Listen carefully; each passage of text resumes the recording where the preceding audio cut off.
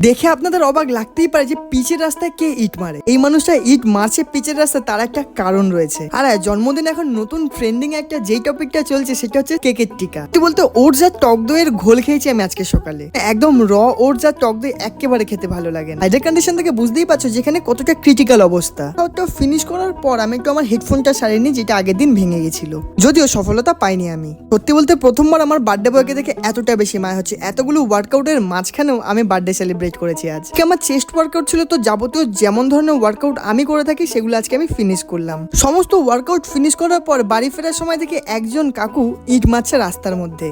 এটা প্র্যাঙ্ক করে কেউ রাস্তার মধ্যে 5 টাকার কয়েন ফেবিকুইক দিয়ে আটকে দিয়েছিল, আর যারা যাচ্ছে তারা ওটাকে তোলার চেষ্টা করছে কিন্তু পারছে না।